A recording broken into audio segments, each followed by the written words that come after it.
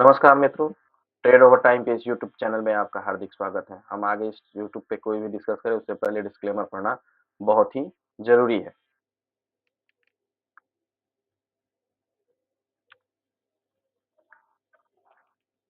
आगे हम चर्चा करते हैं कि क्या आज हमने अगर बैंक निफ्टी में ट्रेड किया होता है इस पोजीशन में तो क्या हमें प्रॉफिट हुआ होता या लॉस हुआ होता? लॉस अगर हुआ तो कितना हुआ, कैसे हुआ और क्यों हुआ? ये 3 चीज़ें हमेशा हम डिस्कस करेंगे। अगर प्रॉफिट हुआ तो क्यों हुआ, कैसे हुआ और अगर लॉस हुआ, क्यों हुआ, कैसे हुआ? अगर सीखना है तो क्यों, कैसे, ये शब्द हमेशा दिमाग में होने चाहिए। आज का जो time frame important time frame था उस पे हम एक नज़र डाल लेते हैं। 9:20 से 12:27 तक का पॉजिटिव का टाइम फ्रेम था। 1 बजे से लेके 1:40 नेगेटिव और फिर 3 बजे से लेके 3:20 तक का एक नेगेटिव टाइम फ्रेम था। चलते हैं हम ट्रेडिंग व्यू के प्लेटफॉर्म पे जहाँ एक चार्टिंग सॉफ्टवेयर है। आखिर देखते हैं आज दिन भर मार्केट ने किस तरीके से मूवमेंट दिया है।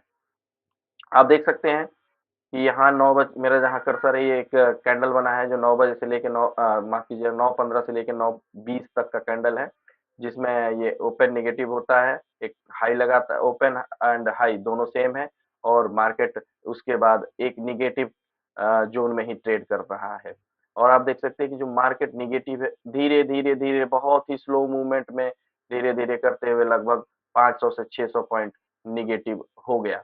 तो इससे क्या हम अगर यहाँ पे ट्रेड बनाए होते, जो अपने रूल्स हैं, सपोर्ट के पास और रेजिस्टेंस के पास हम कॉल और पुट दोनों बाई करेंगे तो देख सकते हैं कि यहाँ पे 47,750 के आसपास एक सपोर्ट था, जिसको जहाँ पे एक पोजीशन बन सकता था। तो अगर मान लीजिए कि हमने यहाँ पोजीशन बनाया होता, तो क्या हमें प्रॉफिट हुआ होता या लॉस हुआ होता? अगर प्रॉफिट हुआ तो क्यों हुआ और लॉस हुआ तो क्यों हुआ, किस लिए हुआ? इन सारी चीज़ों पे अभी हम डिस्कस करेंगे। तो मैं एक सिम्युलेटर है ऑप्स्ट्रा स्ट्रैटेजी बिल्डर उसमें तकरीबन 9:15 से 9:20 के आसपास का एक टाइम ऑप्शन का प्राइस लेके और एक एक्सप्लेनेशन के लिए मैं 1-2 कॉल और पुट का प्राइस फीड कर रहा हूँ, जिससे आपको ये पता चलेगा कि कितना प्रॉफिट हुआ और कितना लॉस हुआ। तो आप देख सकते हैं ये हॉपस्टार का स्ट्रैटेजी बिल्डर है। इसमें मैंने तकरीबन जो एक नोट किया था, शायद उस वक़्त मार्केट 47,730-40 के आस-पास चल रहा था। उस वक़्त 47,700 का कॉल ₹366 यानी 366 और सेम स्ट्राइक प्राइस का पुट 343 चल रहा था और ये हमारे रूल्स के हिसाब से था जो 25 पॉइंट से ज़्यादा 30 पॉइंट से 25 से 30 पॉइंट के अंदर दोनों का प्रीमियम आ रहा था और दूसरा रूल ये था कि अ, मार्केट सपोर्ट के पास होना चाहिए।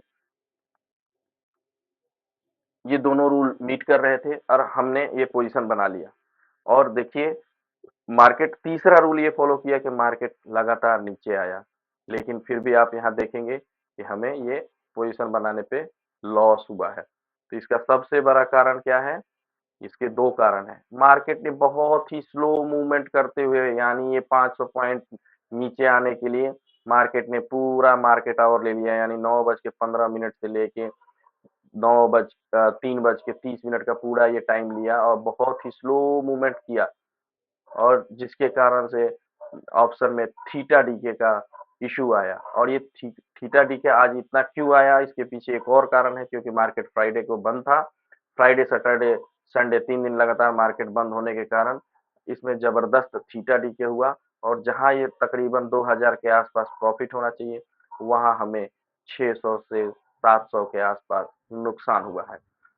तो आज आप एक चीज़ ये भी समझें कि मार्केट कोई ज़रूरी नहीं है कि नीचे ही लगातार आएगा, तो ही ऑप्शन में फ़ायदा हो जाएगा, ऐसा नहीं है।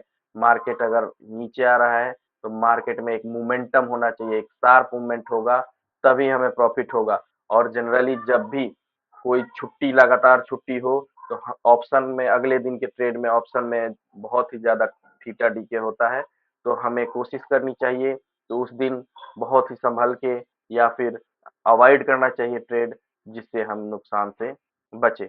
अब आगे चलते हैं और कल यानी 12 तारीख को मार्केट में किस तरीके से मूवमेंट हो सकता है और उसका टाइम फ्रेम क्या रहेगा, उसके ऊपर हम एक चर्चा कर लेते हैं। ये है 12 तारीख के टाइम फ्रेम। तकरीबन 10 बजे से लेकर 12:40 तक पॉजिटिव या फ्लैट मार्केट का मोमेंटम रह सकता है। 12:46 से यानी 12:46 से लेके 1:06 तक एक डाउनफॉल आ सकता है या कहे रिट्रेसमेंट आ सकता है।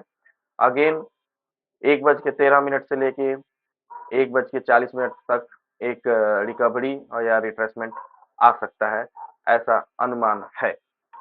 अब एक बार हम फिर से चलते हैं चार्ट पे और देख लेते हैं कि कहाँ-कहाँ सपोर्ट और कहाँ-कहाँ रेजिस्टेंस है। तो मैं इसको थोड़ा सा स्क्रॉल डाउन करता हूँ और चार्ट में और भी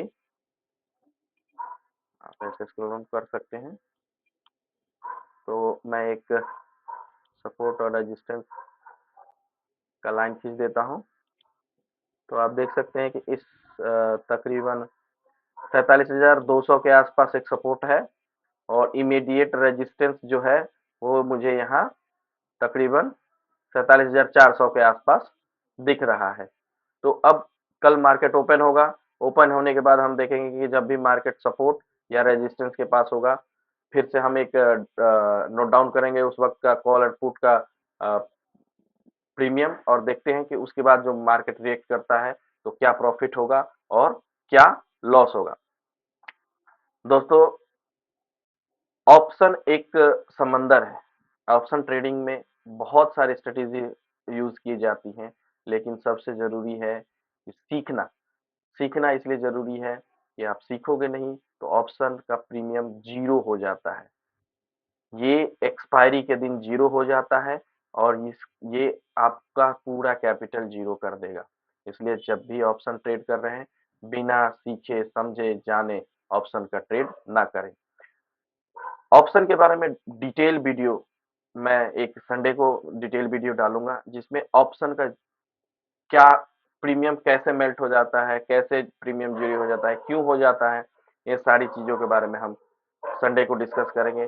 फिलहाल हम डे टू डे मार्केट के बारे में डिस्कस करेंगे ताकि चीजें समझ में आए कि डे टू डे मार्केट में ऑप्शन कैसे रिएक्ट करता है, कैसे ऑप्शन का मूवमेंट होता है, जिससे हमारा कैपिटल बचा रहे। अगर कैपिटल बचा है तभी हम डेली ट्रेड कर सकते हैं। दोस्तों, अगर मेरा यह वीडियो आप लोगों को किसी भी तरीके से सपोर्ट कर रहा है सीखने में, तो प्लीज लाइक करें, सब्सक्राइब करें और हाँ, शेयर करना ना भूलें ताकि ज़्यादा से ज़्यादा लोगों तक पहुँचे और वो भी ऑप्शन ट्रेडिंग सीख सकें। मिलते हैं कल फिर इसी वक्त कल के ट्रेड के विश्लेषण के साथ। तब तक लिए गुड नाइट, जय हिंद, जय भारत।